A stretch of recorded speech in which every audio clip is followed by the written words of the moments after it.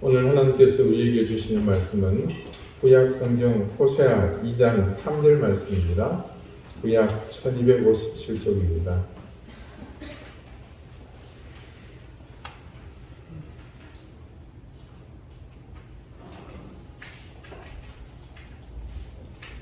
호세아 2장 3절 말씀, 지난주처럼 앉은 채로 우리 한 목소리로 같이 읽겠습니다. 시작. 그렇지 아니하면 내가 그를 벌거 벗겨서 그 나는 날과 같게 할 것이요 그로 광야같이 되게 하며 마른 땅같이 되게 하여 목말라 춥게 할 것이며. 아멘. 하나님께서 이 말씀으로 우리에게 은혜 주시기를 원합니다.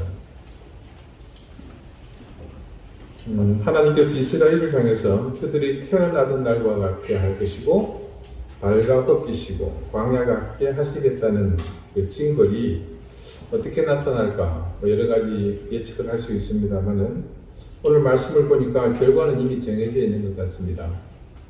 그들이 이 징벌의 결과로 마른 땅과 같을 것이고 그래서 종국에는 목말라 죽게 할 것이다.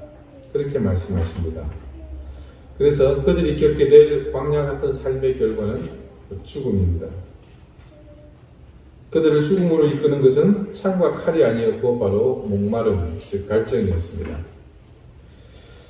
목마름은 광야에서 제일 먼저 만나게 되는 위협입니다. 그것은 배고픔과 굶줄 만한 아주 큰 위협이죠. 그래서 성경 말씀에는 이 목마름이 항상 배고픔과 동시에 등장합니다. 줄이고 목마름, 이런 표현들이 많죠. 물론 이 목마름이 배고픔보다 먼저 나오지는 않습니다만은 항상 이 줄임과 목마름은 같이 등장합니다. 우리 육체가 이 갈증, 목마름을 해결하지 못하면 죽음에 이르는 것은 당연한 이치입니다. 이 신체적 목마름이 우리 육신의 생사를 좌우하듯 영적 목마름, 영적인 갈증은 우리의 내면을 좌우합니다. 그래서 내적 목마름은 인간의 삶을 결정하는 중요한 키라고 감히 말할 수 있습니다. 가령 돈에 목이 마른 사람은 돈을 구하기 위해 자신의 일생을 겁니다. 그와 마찬가지로 권력에 목마른 사람은 권력을 얻기 위해 자신의 생을 던집니다. 힘을 원하며 힘에 목마른 사람은 어떻게든 힘을 얻기 위해 자신의 모든 것을 바칩니다. 돈이건 권력이건 힘이건 누구든 그것에 한번 갈증을 느끼면 걷잡을 수 없이 그 목마름을 해결하는 방향으로 달려나가게 되어 있습니다. 우리가 뉴스를 통해 매일 만나는 사건 사고의 중심에는 이런 다양한 목마름 때문에 자신을 통제하지 못하는 그런 사람들의 행동에 대한 결과가 항상 중심에 있습니다. 지금 내년 대통령 선거를 앞두고 세상을 시끄럽게 하는 모든 소음의 중심에는 무엇이 있겠습니까? 권력에 목말라 하는 사람들의 외침이 가득하기 때문이지 않습니까? 기업은 기업대로, 또 정부는 정부대로, 심지어 학교에서도 그리고 가정에서도 어떤 공동체가 되었건 어떤 민족, 어떤 나라가 되었건 다양한 목마름 때문에 그것이 실제함으로 세상은 잠잠할 날이 없습니다. 요한복음 4장에는 예수님께서 사마리아에서 한 여인을 만난 사건이 기록이 되어 있습니다. 예수님께서 유대인들이 가기를 꺼려하는 사마리아 지방으로 들어가셨습니다. 그리고 수가라는 동네에 이르셨을 때에 때마침 예수님은 물을 기르러 나온 한 여인을 만나게 됩니다. 성경 말씀은 예수님께서 그 여인을 만난 시간이 6시라고 기록하고 있는데 시간을 굳이 기록한 것은 이유가 있습니다. 6시는 유대식 시간 표현 방법입니다. 지금의 정오, 즉 한낮인 12시를 가리킵니다. 그리고 시기적으로 볼 때 그때는 건기로 추측이 되고요. 그래서 우리가 지금 한여름에 경험하고 있는 그런 무더위, 그것과는 비교도 안 되는 엄청난 무더운 시간이 무더위가 있을 때가 바로 그때 그 시간입니다.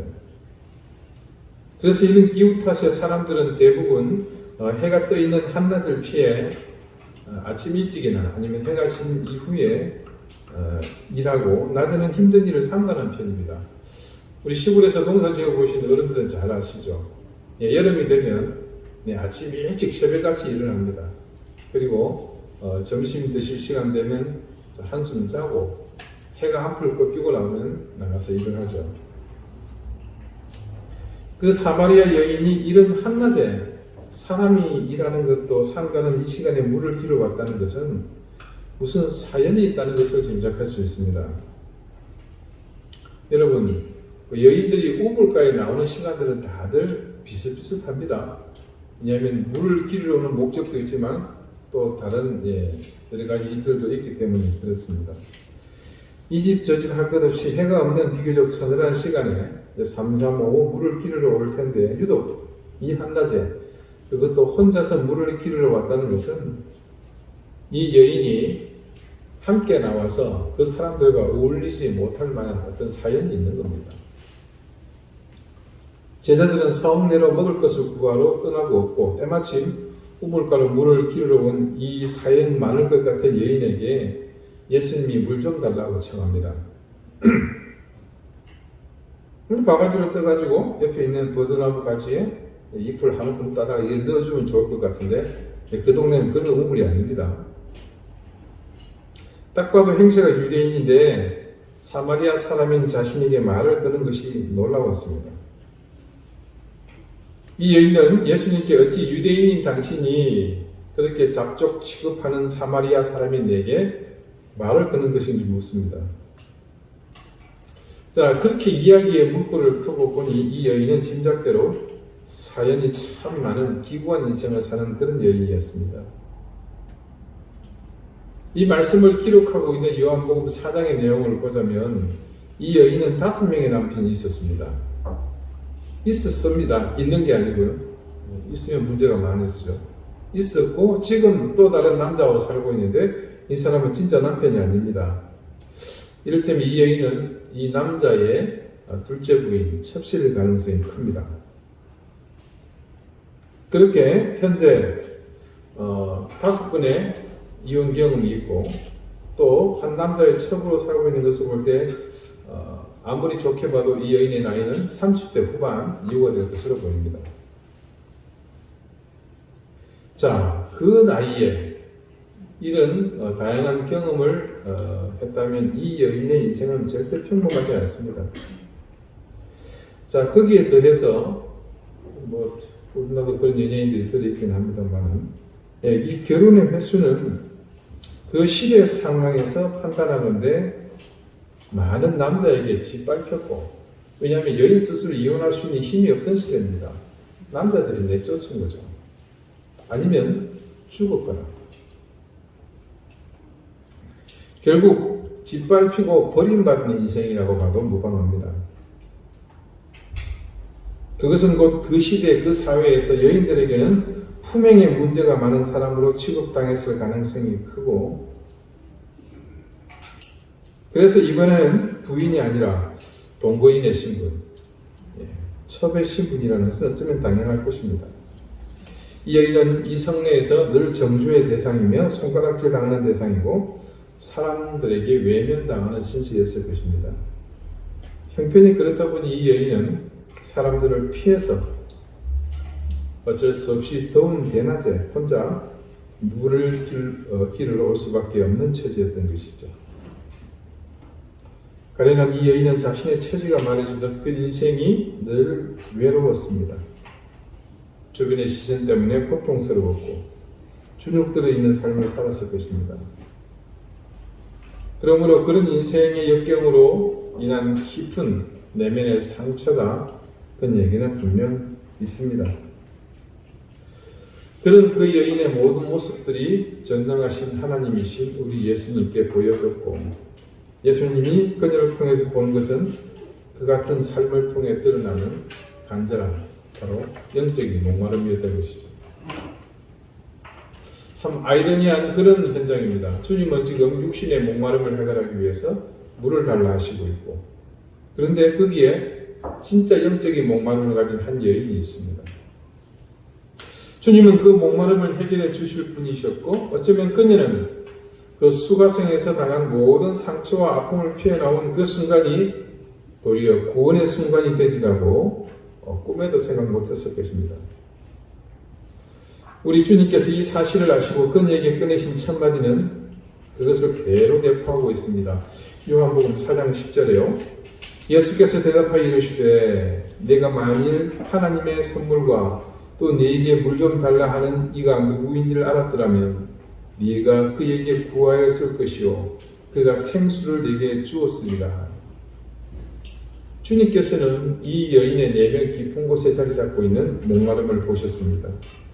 그래서 그녀에게 뭘 줄 수 있다고 말씀하십니까? 생수를 줄 수 있다고 말씀하십니다. 근데 정작 그 목마름에 대해서 이 여인은 자신의 목마름을 제대로 이해하지 못하고 있습니다. 그런 사실이 그녀가 생수를 주시겠다는 주님의 말씀에 그것은 단지 갈증을 해소할 물로만 이해했기 때문입니다. 조금 전 주님이 말씀하신 그 다음입니다. 여자가 이르되 주여 물기를 그릇도 없고 이 우물은 깊은데 어디서 당신이 그 생수를 얻겠사옵나이까. 전혀 다른 물을 얘기하고 있죠.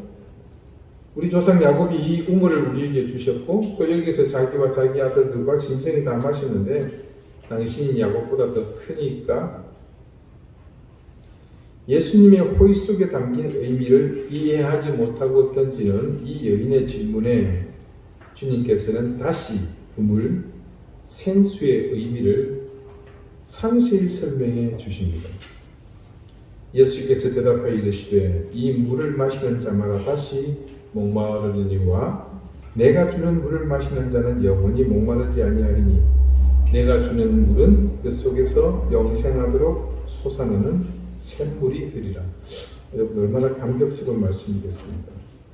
자, 우리가 평생을 살면서 과연 주님께 이 같은 은혜의 말씀을 들을 기회가 있겠습니까?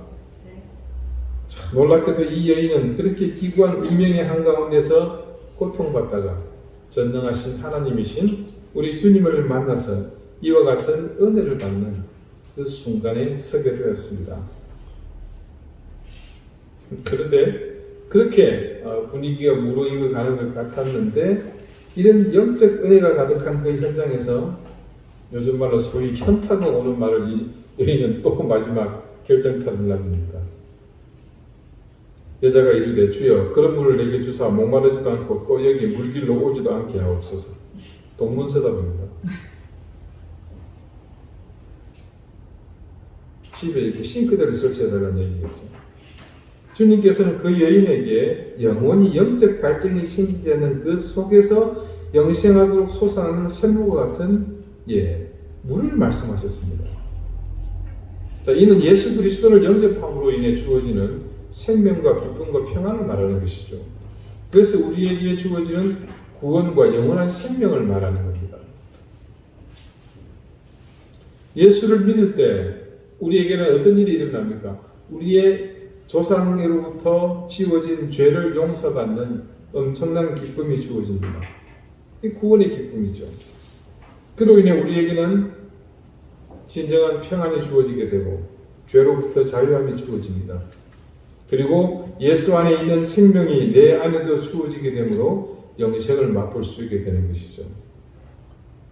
지금 주님께서 이 사마리아 여인에게 주시고자 하시는 생수는 바로 이러한 생수입니다. 그지야 이 여인은 예수님의 말씀을 듣고 이분이 나의 목마름을 해결해 줄 수 있는 분인가 보다 생각하고는 내게 그런 물을 주셔서 목마르지 않게 해달라고 청합니다. 그런데 이 여인의 요구를 보면 예수님의 의도와 전혀 다르다는 것을 우리가 알 수 있는데요. 이 여인의 요구가 상징하는 것은 바로 물질적인 체험이었습니다. 그래서 그녀의 그런 목마름을 해결해달라 요구하는 그 상징적인 대답이 또 여기 물 기르러 오지도 않게 하옵소서라고 요청하는 바로 그것입니다. 예수님의 말씀을 듣고 자신의 목마름을 느꼈지만 조금 더 발전해 갔지만 그 목마름의 해결을 여전히 이 여인은 무엇에서 찾고 싶던 겁니까? 물질적인 데서 찾고 있었던 것이죠. 자, 여러분, 우리가 보기에 이 예배 시간에 저의 입술을 통해서 여러분에게 설명하고 있는 상황 가운데에서는 참 여인이 한심해 보이겠지만, 그러나 여러분, 우리의 삶의 자리에서 이 여인을 바라보게 되면 그 여인의 요구는 너무나도 당연합니다. 그도 그럴 것이 이 여인은 지금까지 자신의 목마름을 해결할 길로서 물질적인 만족에서 찾았던 것이죠. 현실적인 것에서, 육적인 만족을 주는 쾌락에서, 그리고 항상 돈에서 찾았을 것입니다. 그래서 자신은 그것만 있으면 목마르지 않을 것 같았습니다. 그러나 그 목마름은 그럴수록 더욱 심해졌습니다. 지금까지 6명의 남자를 거쳤지만 그 목마름은 끝이 없습니다. 그 남자들을 통해 물질적인 필요도 채웠을 것입니다. 그러나 그것이 그녀를 만족시켜 주지 못했습니다. 오히려 더 목말랐고 더 허무하고 더 고독해졌습니다. 오히려 농락당하고 버림받고 상처받았습니다. 사람들에게는 더러운 것이라고 손가락질 당했습니다. 조롱당했고 아마도 사람들이 던지는 돌에 맞기도 했을 것입니다. 그 어떤 것에서도 만족을 느끼지 못하고 오히려 깊은 상처와 고독과 허무함만을 얻었습니다. 이 여자의 목마름은 인간의 본질적인 목마름이었습니다. 여러분, 사람에게는 누구나 목마름이 있습니다. 동물은 그저 먹을 것만 있으면 만족합니다. 그러나 인간은 먹을 것이 있어도 그것으로 만족하지 않습니다. 이 세상에 밥만 먹고 살 수 있는 인간은 없습니다. 오히려 먹을 것이 또 가진 것이 많으면 많을수록 더 큰 목마름을 느끼지 않습니까? 그래서 목마름을 해결하기 위해 탐닉하고 무언가를 찾습니다. 돈에 탐닉하고 쾌락에 탐닉하고 권력에 탐닉합니다. 돈이 인간의 목마름을 해결해 줄 수 있을까요? 만약 그것이 가능하다면 부자들은 목마름이 없을 겁니다. 만족할 겁니다. 그러나 주변을 보십시오. 아무리 봐도 그 목마름은 끝이 보이지 않습니다. 더 많은 돈을 탐닉하고 그것을 얻기 위해 수단과 방법을 가리지 않고 있지 않습니까? 육체적인 쾌락, 그래서 그것을 만족하기 위해 탐닉하는 생활을 한다고 그것이 만족을 줄 수 있겠습니까? 절대 그렇지 않습니다. 육체적 쾌락을 위한 욕망을 쫓아가는 그 쾌락을 위한 탐닉은 사람에게 절대 만족을 주지 못합니다. 오히려 더 빠져들게 하죠. 점점 더 빠져들어 종국에는 파멸에 이르고 맙니다. 예수님께서 그 여인에게 이렇게 말합니다. 너에게는 남편이 5이 있었고 지금 함께 살고 있는 남자도 사실은 내 남편이 아니다. 자, 지금까지 네가 여러 남자를 탐하며 그렇게 살지 않았느냐? 그렇게 여러 남자를 탐닉했던 내 인생에서 그런 탐닉이 네게 참된 만족을 주더냐? 그런 탐닉이 네게 참다운 목마름을 해결해 주더냐고 묻는 겁니다. 우리는 이미 알고 있었지만 막상 그때 그 현장에서 예수님으로부터 자기가 한 번도 얘기하지 않은 자기의 상황을 예수님의 입으로부터 들었을 때 그 여인은 느낌이었을 것 같습니까? 아마 벌리가 벗겨진 듯한 그런 느낌을 받지 않았겠습니까? 이 사람이 이걸 어떻게 알았지? 어떻게 알고 나의 치부를 묻는 건가? 사람들에게 숨기려 했고 숨기고 싶어 했던 것인데 어떻게 알았을까? 그런 의문이 생기는 것이야 당연한데 그건 그렇고 지금 이 양반이 왜 내게 이것을 묻는 건가? 이 여인의 머릿속에서는 의문이 계속해서 줄져 있습니다. 그러다가 이 여인은 비로소 깨닫게 됩니다. 그렇구나. 나는 남자를 통해 내 목마름을 채우려 했었구나. 나는 물질을 통해 내 목마름을 해결하려고 했었구나. 그러나 그 무엇도 나를 만족시키지 못했고 여지껏 내 목마름은 대박이었구나. 그런 생각이 드는 동시에 예수님의 말씀이 다시 그 위에 그 생각 위에 오버랩되면서 그녀는 자신이 갈구하던 그 탐닉이 죄라는 사실을 깨닫게 됩니다. 진정으로 자신의 죄에 대한 진정한 회개 없이 하나님이 주시는 선물을 받을 수 없다는 것을 그녀는 비로소 깨닫습니다. 그것을 어떻게 알 수 있는가? 그녀가 그것을 깨달았다는 그 사실이 그녀의 고백 속에 담겨 있습니다. 자, 이 말씀이 끝난 후 이 여인이 말합니다. 여자가 이르되 주여 내가 보니 선지자로소이다. 자, 사마리아 사람이 메시아에 대한 개념을 제대로 이해하지 못하고 있었을 때 그녀가 할 수 있는 최고의 표현입니다. 당신이 선지자입니다. 이 말씀은 당신은 지금껏 내가 만족하지 못하는 나의 목마름의 문제를 알고 계십니다. 그러니 나를 도와주십시오. 내 목마름을 해결해 주십시오. 당신이 주실 수 있다는 그 생수 제가 마시기 원합니다. 내게 주십시오. 이런 요청입니다. 그리고 그 목마름이 물질에 대한 목마름이 아니라 영적인 목마름이라는 것을 알게 된 거죠. 이 여인은 예수님을 만남으로 자신 속에 있는 문제의 원인을, 그 목마름의 원인을 제대로 본 것입니다. 지금까지는 자신의 목마름이 물질에 관한 것인지 알았습니다. 그래서 쾌락에 탐닉하고 돈을 탐닉했습니다. 그래서 예수님과의 대화에서도 처음에는 물질적인 차원에서 떠나지 못했고 여전히 물질적인 것을 원했습니다.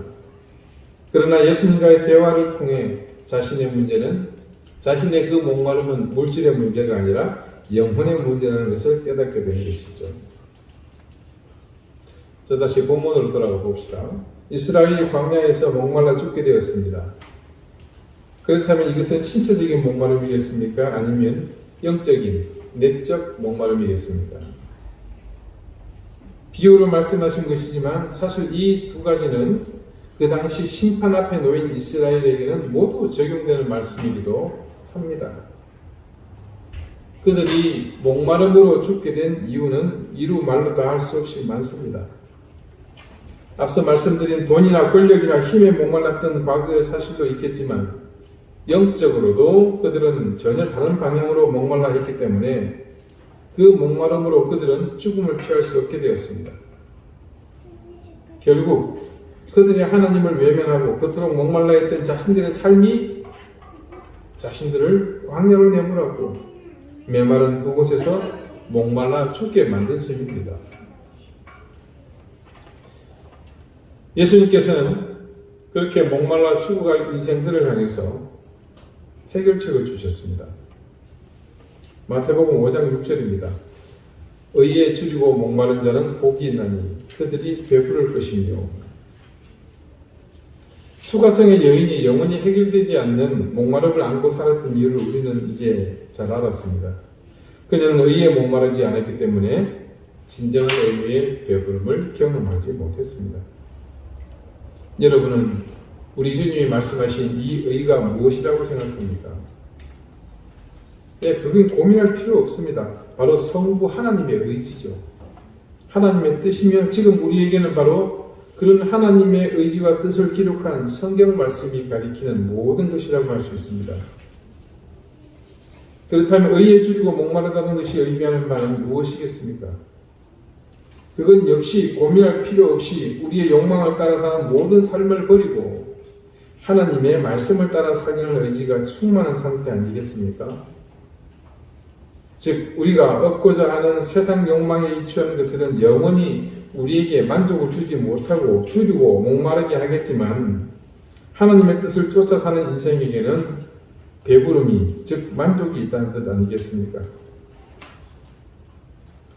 아까 그 수가성 여인이 영원히 목마름이 해결된 시점, 자신의 문제는 영적인 목마름이 있다는 것을 알게 된 이 여인에게 주님이 이렇게 말씀하셨습니다. 네 말이 옳다. 너의 말이 참되다. 주님은 그 여인을 향해서 한마디도 꾸짖거나 책망하지 않으셨습니다. 가늠한 죄인이고 더러운 죄인이라고 말씀하시지 않으셨습니다. 다만 네 말이 옳다. 지금 그녀를 인정해 주고 계십니다. 이 한마디에는 말로 담을 수 없는 예수님의 사랑이 담겨 있는 것을 알 수 있습니다. 누구도 거들떠보지 않는 지탄받을 삶을 사는 기구한 운명 속의 여인, 이 무더운 낮에야 겨우 물길로 나올 수 있는 그런 가련한 여인의 삶을 우리 주님이 만져주셨습니다. 이제껏 한 번도 들어본 적이 없었던 한마디, 네 말이 옳다, 네 말이 참되다. 예수님의 이 한마디에는 사랑하는 딸아, 네가 험악한 인생을 살았구나. 그동안 많은 죄를 지었구나. 너의 상처들, 아픔들, 네가 지은 죄들 내가 다 안다. 내가 너를 용서한다. 이런 의미가 담겨 있었던 것입니다. 그녀는 단지 이제까지 목말라 했던 자신의 목마름이 아닌 진정한 영혼의 해결을 위한 영적 목마름, 즉 의에 대해 목말라 하게 되자 자신의 모든 문제 그리고 그 영혼의 문제까지 한꺼번에 해결받는 놀라운 체험을 하게 되었던 것입니다. 주님께서는 그래서 또한 이렇게 말씀하신 겁니다. 너희는 먼저 그의 나라와 그의 의를 구하라. 우리가 하나님의 나라와 하나님의 의를 구하면 어떻게 하시겠다고 약속하셨습니까? 그분은 우리에게 그렇게 하면, 하나님의 나라와 의를 먼저 구하면 이 모든 것을 더하시겠다고 약속하지 않으셨습니까? 하나님의 나라와 의를 제외한 이 모든 것이 뜻하는 바가 무엇일 것 같습니까? 방금 여러분의 머릿속을 스치고 지나가는 것들, 살짝 떠오르다가 아니지 하고 얼른 적어버린 것들, 아니 사라지지 않고 선명하게 자리 잡고 있는 것들, 오락가락하는 생각들, 수년 전, 수십 년 전부터 여러분의 생각을 지배하고 있는 그 모든 것들이 여기에 포함됩니다. 우리는 수없이 갖고자 했으며 누리고자 했고 그렇게 되고 싶어 했던 그 모든 것들을 얻는 방법은 정말 전혀 생각지도 못한 딴 곳에 있었습니다. 사랑하는 여러분, 여러분은 지금 무엇에 목말라 하고 계십니까? 혹시 내가 무엇에 목말라 하고 있는지 그걸 잘 몰라서 궁금하시다면 여러분이 현재 가장 몰입하고 있는 것을 떠올리시면 그게 바로 정답입니다.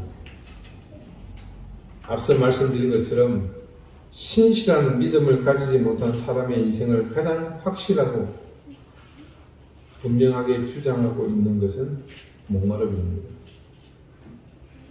지금 여러분을 이끄는 가장 강력한 그 힘이 바로 여러분 목마름의 실체라는 말입니다. 무엇에 목말라하고 계십니까? 혹시 영원히 해결되지 못할 것에 목말라하고 계시지는 않습니까? 그렇다면 그 목마름은 이제 포기하십시오. 그리고 의를 향한 목마름으로 그 목마름을 대신하시기 바랍니다.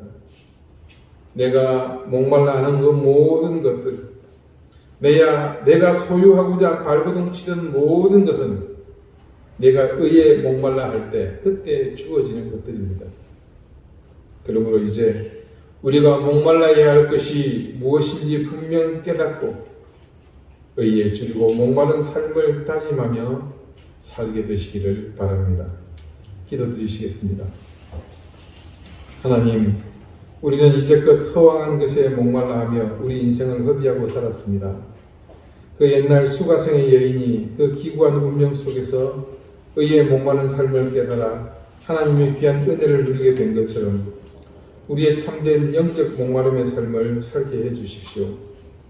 우리의 인생을 가장 강력하게 이끄는 실체가 무엇인지 바르게 직시하며 하나님의 나라와 의를 먼저 구하는 인생에게 약속하신 주님의 약속을 신뢰하며 오늘 우리의 삶을 의에 목말라 하는 삶으로 전환하는 그런 기회가 되게 해 주십시오.